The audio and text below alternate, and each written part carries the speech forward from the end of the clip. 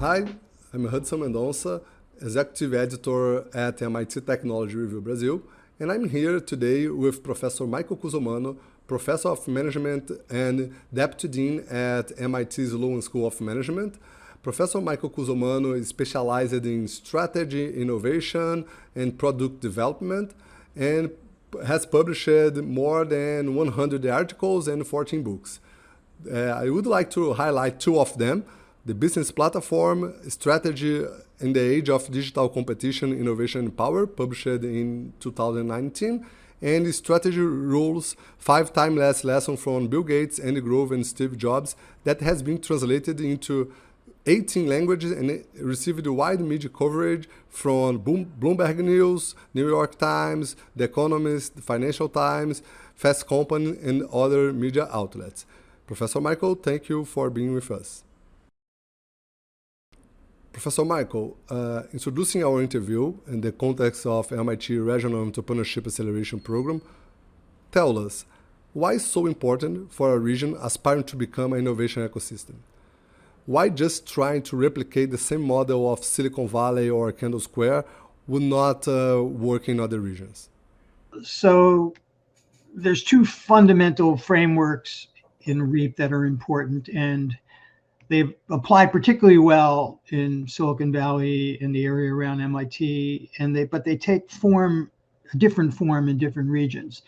So those two frameworks are, one is the difference between what we call innovation capacity and entrepreneurial capacity. So that's ICAP versus ECAP. So innovation capacity is the ability to create new kinds of products or services, invention, so to speak, and it's R&D organizations, universities, that type of thing. Entrepreneurial capacity is the ability to take those innovations and commercialize them, create new ventures, either within existing companies, but often in spin-outs or new from scratch startup companies. So connecting those two sides, those two capacities for any region in the world is important for economic growth. And we need to keep renewing our economies, move forward with new technologies and new services. And that relationship between ICAP and ECAP is very important, we have found through our research. And we do it particularly well in certain areas of the US, Silicon Valley and the MIT, Harvard, Boston area is another one. And then there's a number of other sites in the US and also around the world. The other framework that we use is the 5 stakeholders, that to get that ecosystem going, in other words, to get ECAP functioning along with ICAP, you need multiple players. You need government, you need universities, you need corporations, you need people with money, and you also need entrepreneurs to work and to found these new ventures. They don't all have to be present at the same level, but you need several of these stakeholders to be cooperating and playing an active role. So in the case of Silicon Valley or MIT, Harvard, we have great universities at MIT and Harvard. We are right down the road from each other. We cooperate, we compete. Our students can take classes at each university. We sit on each other's committees. We hire each other's people. So there's a real strong community. In California, you've got Stanford and Berkeley, and then some other local universities, San Jose State, for example, that play a big role there too. So we've got the universities as anchors, and then we've had different industries. We've had defense industries really building up the innovation capacity that has spilled over into entrepreneurship in those two regions. So there again, you've got kind of federal government, but California was the start of a lot of our defense industry and aerospace industry and semiconductor industry. And that has led to all sorts of startups in many different areas. In the MIT Boston area, we also had some of the heavy duty defense spending, not so much on semiconductors, but on areas like computing, and what became the internet. And so lots of more enterprise types of businesses have spawned out of this area. So that connection is very important. And we have learned to work with other regions around the world to try to put those pieces together. And no one is going to be exactly like what we have here, but we try to identify, okay, well, can a government agency be a catalyst for some of these new investments and connecting innovation capacity with entrepreneurial capacity, or would it be a university? Generally, we need a combination of the two. Sometimes big corporations can step in, and with new investment or spin-outs or internal venturing, they can really make a difference in a region. In the United States, we have a lot of cases of that, from IBM in past days to companies like Amazon and Microsoft today. So that's what we're looking for, and that's why we realize each region around the world is a little bit different, and sometimes a lot different, but we have some basic principles that we think can apply. So right now we have about 80 teams in REAP historically that we've had, and at any given time, maybe a dozen to even 20 teams working.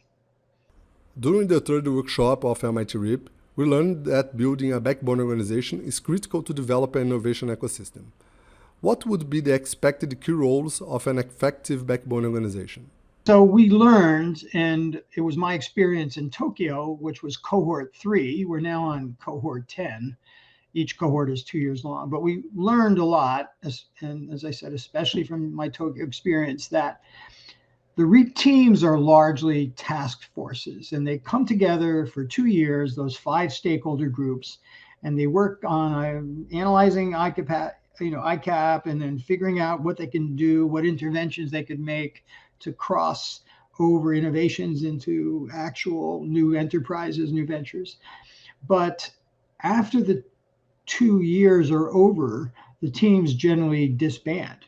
And really making an economic impact takes longer than 2 years. And even during the 2-year time of REAP, you need some kind of a structure to organize what you're doing, to figure out what government policies you're trying to change, or what university practices you're trying to change, or how you're trying to bring corporations and investors together for seed funding, whatever the activity happens to be. So we call that now a backbone organization. It's kind of the anchor structure. So many teams will create a new organization to do that kind of coordination or new investment. And our hope, and particularly in calling it a backbone, is that it will persist for some period of time after the REAP team finishes. And so that's the objective of having a backbone. And often we can repurpose, or the teams will repurpose some existing organization, maybe a small entrepreneurship promotion center or initiative at a university, and we can expand it, or a government development office that could be expanded. It's usually either in the government or a university. Sometimes it's been like a regional industry promotion organization that some companies have put together with some government assistance, and we can kind of accelerate that. So I'll come back to the name of REAP. Again, it's the Regional Entrepreneurship Acceleration Program. So we're looking for something to accelerate, and the backbone organizations can be that coordinating mechanism and persist after the team. You are known worldwide by your books as MIT professor and deputy dean at MIT Sloan School of Management, but you also had the opportunity to found and lead a backbone organization in Japan, the Tokyo Entrepreneurship and Innovation Center.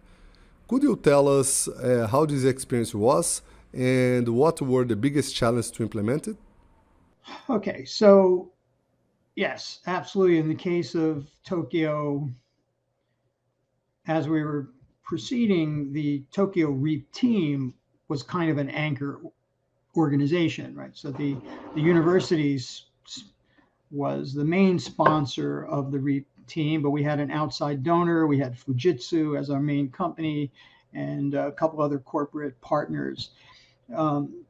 But the activities that we wanted to launch, which were largely kind of an annual event, bringing together the 5 stakeholders, bringing together other universities, cooperating with other universities in some seed funding or investments of university spinouts, some other kinds of programs like coordinating classes with a business plan competition, with some kind of mentoring activities.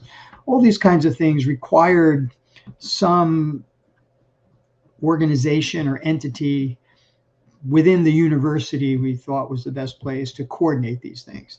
So, and I'll just say one more thing about this. I'd been at MIT for 30 years, and I had seen MIT launch all sorts of activities, and they're not centrally coordinated at MIT, or not top-down coordinated. They all exist, and each of us in our different pockets of MIT, the Entrepreneurship Center, the Deshpande Center, our Industrial Liaison Program, Corporate Relations, we all understand what everybody else is doing. We promote what everybody else is doing. Often on a website of one, they'll have a whole list of these are MIT resources. We'll have links to everybody else, but they're not centrally coordinated. But it took 30 years, 40 years for MIT to put all these pieces together. So in Tokyo, we tried to accelerate it. So I had a plan that I developed based on model in my head and my knowledge of MIT as to what we had done. By the way, I share that model with all of our teams now in different cohorts.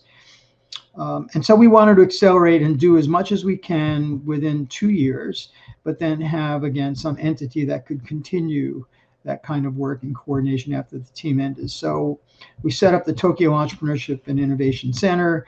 This was essentially funded by the university. Initially, the School of Management provided the administrative support. We got space on 3 of the campuses of the university. Essentially, we got rooms, really like a 2-room cluster, and which were very, very widely utilized by the students. So we had physical space, and we had a whole series of programs that we rolled out.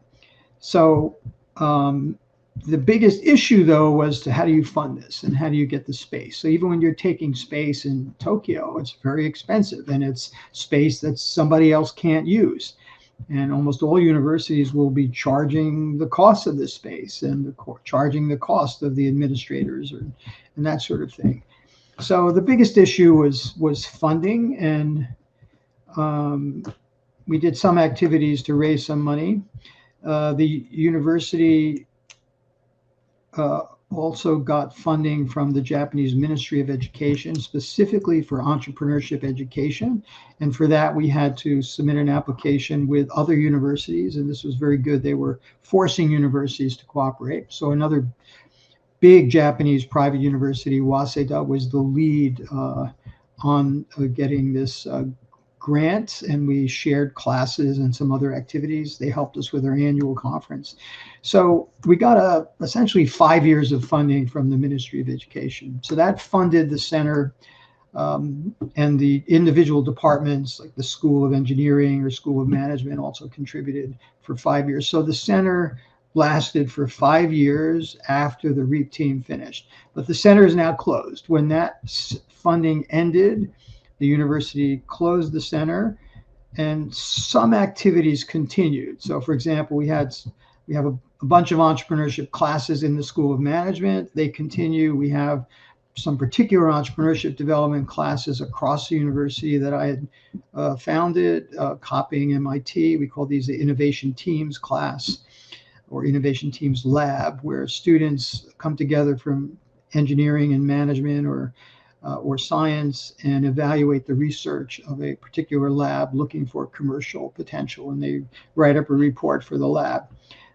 So those continue, funded by the different schools. Tokyo University of Science continues with 3 of those sections, one in engineering, one in science, and one in management, and the management and engineering sections meet together. But the other main thing that the university did, I think prompted in many ways by the model of REAP, but just closing the gap between innovation and entrepreneurship, was to create a venture fund. So I believe it started out with $40 million, and then they got $40 million matching fund, and then it's been growing. I was also an advisor to the fund for a couple of years, and they were that fund. It's a little company called Tokyo University of Science Innovation Capital. And so that has continued the activities. In many ways, that's a new kind of a backbone organization for providing some funding for startups from the university and also with other universities, and they cooperate in these investments. And they were managing our annual activities, our conference and our startup showcases, but those have ended. So I'm not sure that there's many other of those kinds of activities going on, but they do still provide some advice and mentoring for startups coming out of the university. So again, the short-term problem is funding. And even at MIT, our backbone organization for entrepreneurship is our Entrepreneurship Center. It's now a named center, the Martin Trust Center for MIT Entrepreneurship. And we've been raising the endowment. So we have many tens of millions of dollars that we've raised in the endowment. I wish Tokyo University of Science had been able to come up with an endowment that would spin off annual funds each year that could be separate from the school budgets. But what happens over time is people change. The person who was our champion was the president of the university. He's now replaced. The chairman of the university, who was a big supporter, he's also replaced. The provost, managing director of the university, he's retired. The senior professors that were helping us with the center, they have retired. There's a mandatory retirement age of 66 at the university. So you try to bring in a new generation. I think that's a second challenge, that not only funding a backbone organization, but training a new generation of people to take over from the generation you had. And I could spend a lot of time on this, but the problem with new generations or new generations of administrators is everybody has their own plan, and they don't want to necessarily just continue doing what the previous president did. They want something new. And so I don't know what Tokyo University of Science will do next, but having that kind of continuity, we think, is important for the REAP teams, and we provide that as a challenge to them. You guys have to figure out how to create some permanence and lasting presence, and not just treat the REAP experience as a task force that is done in 2 years. Professor Michael, many regions will not have the possibility to have an experienced multi-stakeholder leader from MIT like you to implement their own backbone organization. In your opinion, what is the ideal profile for a backbone organization leader? So, I would say you need someone who, as a backbone organization leader, you need someone who understands how the entrepreneurship process works, that you need to bring these different pieces together, that many times or most times the pieces don't work. In other words, there's a high failure rate for startups. That we expect at MIT and Harvard that about 2 out of 3 of every startups will fail. But we think of it the other way, that 1 out of 3 will succeed. In the broader population, people often think only 1 out of 10 will succeed. But we try to put pieces in place to increase the chances of success. So you need someone who can pull those pieces together, that understands this is a process. There's failure associated with this. There's tremendous excitement when you get the success. You have to be a bit of a diplomat. You have to know how to get funding. You have to know how to work politically with either government or university or organizations. And there's a lot of negotiation involved in these things. So it takes a lot of energy too. It's easy to get frustrated. It's easy to feel the forces are just too overwhelming to impact. But we know from many cases that it can be done. And the other thing that we've learned is that you need a team to do this, that you can't put all the onus on one person. So we have teams in our entrepreneurship center. We keep bringing new people into the team and other people leave. So there's kind of an orientation and training that goes on. And when I was in Tokyo too, I had my 1 hour talk on REAP, and I'd bring the new team in, new faculty in, and I'd explain to them. And REAP is kind of simple: innovation capacity, entrepreneurial capacity, 5 stakeholder model, and some other issues. And you can bring people up to speed fairly fast, but you need to keep that flow of people coming in. The other thing that was important for the backbone organization leader was to build bridges to these different stakeholders and not just keep building a central team. So, there's really no ideal person.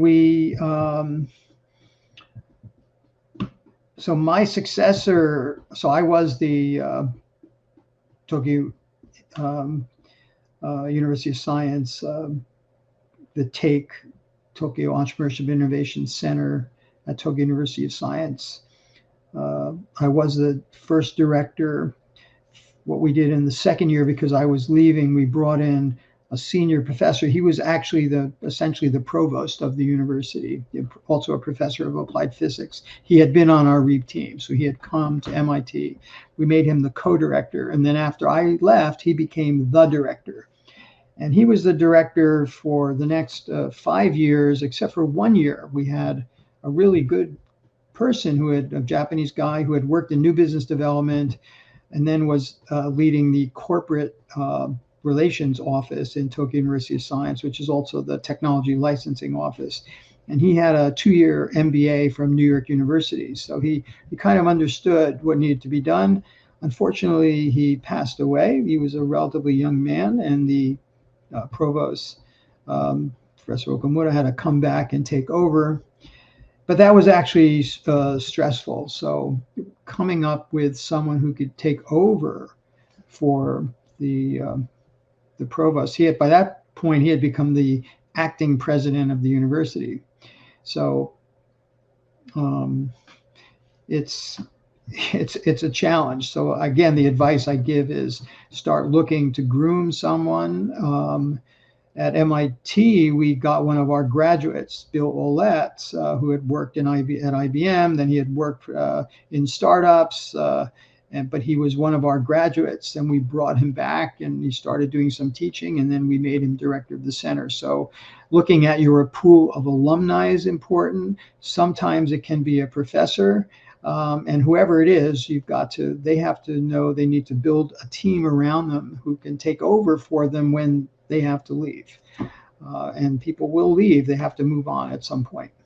So we didn't do that so well at Tokyo University of Science, I think, because there was no funding associated with the center beyond a grant from the Ministry of Education. And when that ended, there was actually no one to take over specifically.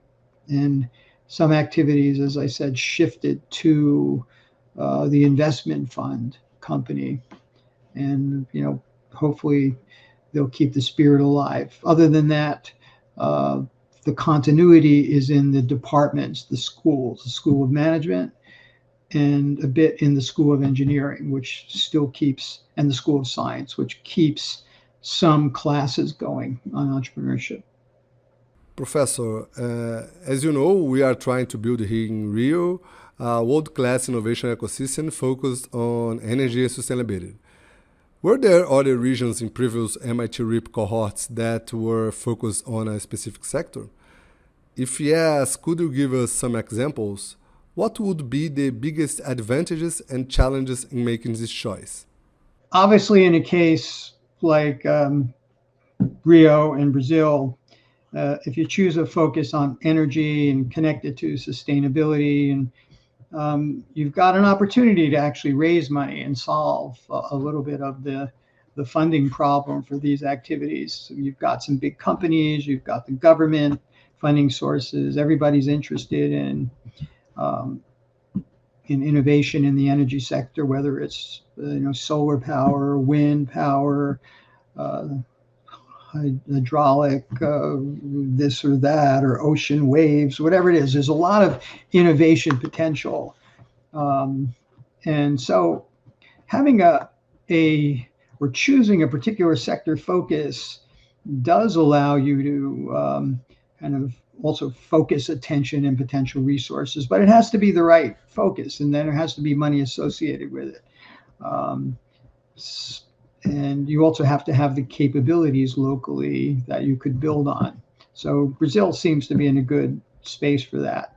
If you had chosen something that did not make sense, like you want to develop new capabilities in the semiconductor area, you might not have those resources. So we had one team in Wales, actually, that had decided they wanted to focus around like semiconductor entrepreneurship and things connected to the electronics industry there. And it turned out that was really too narrow and didn't really work well for them. So they kind of pivoted and expanded what they were doing and didn't have a particular focus after a while. And we're just maybe trying to encourage like high-tech or technology-based or science-based entrepreneurship, which they have some good universities there. So that is a little bit broader focus. So again, there's this trade-off in risk between taking a very specific focus versus having a bit of a broader focus. If you have no focus at all, you have no focus, right? And so sometimes it's harder to raise money, it's harder to motivate people, it's hard to make judgments. If you're looking at evaluating a retail startup, e-commerce startup one day, and a fusion reactor startup the next day, or a quantum computing software startup another day, how do you get enough expertise to make these judgments? It is true at a place like MIT, we can go around to experts and we can mobilize people to help us make some of these investments. And we have a fund that MIT started in partnership with private industry to invest in this kind of deep technology. And it's not specific like energy and sustainability, but energy and sustainability will be part of that portfolio, and biotech and quantum software and fusion reactors, which connects to energy sustainability, are all part of the portfolio. So there's different ways of thinking about it.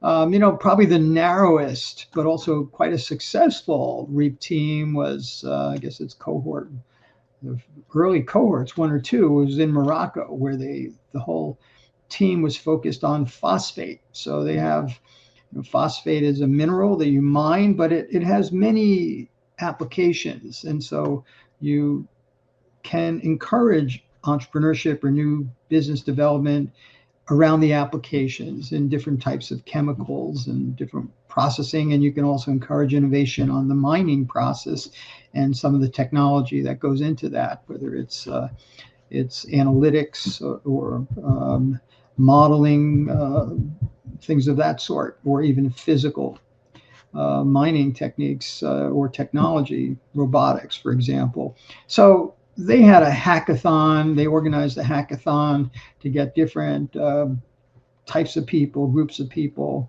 scientists, professors, investors together and come up with different ways. And so I don't have the very specific cases, but it turned out to be quite successful, and they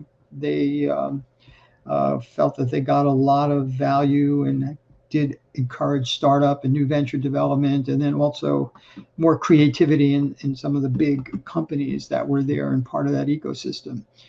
So that's an example. And so, we've had others that were part of different cohorts that I knew. So like in my cohort, my team and the Bangkok team in Thailand, we were focused more on kind of changing the profile of our universities that were my university, Tokyo University of Science, and then in Bangkok, the Thailand Chamber of Commerce University. We were the anchors or the backbone organizations, or provided the backbone organizations, but trying to get the universities to adopt a more systematic approach to teaching entrepreneurship and translating that into activities like business plans and mentoring and corporate relations and annual conferences and cooperative investments with other universities, that kind of thing. We were both focused on those activities, and we're, I think, both reasonably successful. In Thailand, we also had a workshop for other universities to kind of teach the other universities what what the Bangkok team had learned, and I was invited to participate in that. So those are examples of broader types of teams that were successful. In my cohort, we also had a team in China, Beijing, that was very narrow, trying to push innovation in agricultural technology. And this was connected to, I think it was Beijing University, and that largely failed. That had a government sponsor and a university sponsor, but in fact, it just never really inspired a lot of people or attracted a lot of people. And there's a huge amount of innovation in China, but it's in other areas. It wasn't really in agricultural technology. So why they focused on that? It was the champion of the team was a professor in that area, and that's what he pushed. But it never had legs to it. I think China is much more interested in internet businesses and software, in e-commerce, telecommunication systems, even biotech. So another one, the Taiwan team focused on healthcare technology and digitizing that and trying to encourage entrepreneurship around healthcare or healthcare technology. And that had a very slow start. It was also during the COVID period, but that ended up also quite well. So teams do different things. Fukuoka team in Japan, they just focused actually on trying to provide resources for foreign entrepreneurs to come to Japan. And they provided visa services, startup funds, incubator space, connections to local companies, those kinds of things. And they also seem to be pretty successful. Startup Fukuoka is their backbone organization, which has persisted. So just trying to quickly give you some examples. Professor, for our last question, you were with us here in Brazil, in Rio, during the third workshop of MIT RIP Cohort 8, and you could see some of what we are doing. We have a great ambition here, but transforming Rio in an energy bay, not a Silicon Valley of anymore, a world-class innovation ecosystem focused on energy and sustainability is an ongoing process. Could you share with us some of your impressions? And what is your main advice for our next steps? All right. Well, I think one of my impressions, a couple of impressions of Brazil, and this was not the first time I had been to Brazil. I'd spent a couple of weeks there, I don't know, about 10 years ago. So Brazil is enormous, and it also has enormous talent and energy, but not in energy in the sense of petroleum resources or gas resources, just energy of the people. So I think from what I see in Brasilia, people like to work hard, but also play hard and enjoy life, but create a better life. And so you have tremendous assets to tap. And a city like Rio de Janeiro, one of the great cities of the world, and there's, I think, a lot of wealth there. There's also a lot of poverty there or in the region. So figuring out how to close that gap is obviously a challenge, a social challenge. We have those challenges still in the United States, by the way, even after, our hundreds of years of history. We don't have an even spread of wealth around the country either. We have the haves and the have-nots so much. And so entrepreneurship, we think, can help solve those problems, get people that don't necessarily have all the advantages of life and education and access to good jobs or wealth. But if they can have access to ideas and some training or seed funding, they can become entrepreneurs. And we actually find that the incentives to become entrepreneurs are really quite high in areas where the economic opportunities might not be so evenly available to everybody. And that goes for women too in certain societies, like in Japan, for example. But in any case, lots of energy, lots of ambition, opportunities. The market is also very big in Brazil. And also you do have access to all of Latin America and even parts of Europe. Sometimes, though, on the negative side, I feel like Brazil is also a bit closed because you're so big. You're almost like China in some ways, or and you don't necessarily think about the rest of the world.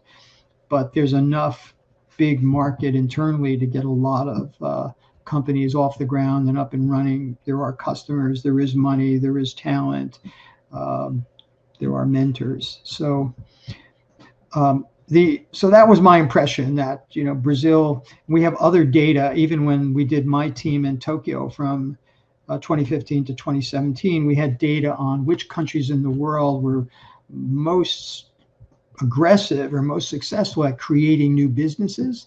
Japan was at the bottom of all the big countries in the world, and Brazil was number one in those days. And we had other metrics that we looked at, which country led the world in creating innovations. It was actually South Korea number one, and this is per population. Japan was number two. Brazil was not high on that dimension. So that's innovation capacity, but Japan and Korea were very, very low on entrepreneurial capacity, whereas Brazil was just off the charts in entrepreneurial capacity. In other words, Brazil creates a lot of new companies. Maybe a lot of companies die too in Brazil, and maybe a lot of companies don't become what we call innovation-driven enterprises, that there's a base and they can grow and scale and become important parts of the economy. So Brazil has all the tools and resources. We think channeling a bit more of the innovation capacity to some of the startups can lead to more powerful companies that will have more impact on employment and wealth creation for your regions. I worry a little bit that focusing on energy is kind of too narrow in some ways, because it requires certain technical skills to create startups in that space.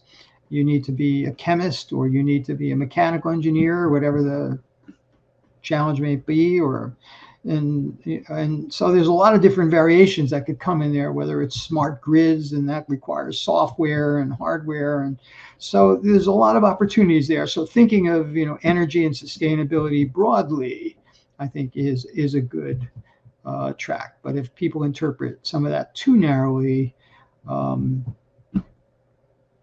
like just oil and gas related entrepreneurship, then that's probably not broad enough. But you've got all the tools and all the potential, and we have great expectations for the two Brazil teams that we have at this point, especially Rio de Janeiro, the center of the world, one of the great cities in the world. I think I want to retire there when I'm done at MIT. Professor Cusumano, thank you for your time, and I hope to see you again here in Rio, retired or not. I'm Hudson Mendonça from MIT Technology Review. Thank you for watching, and see you soon.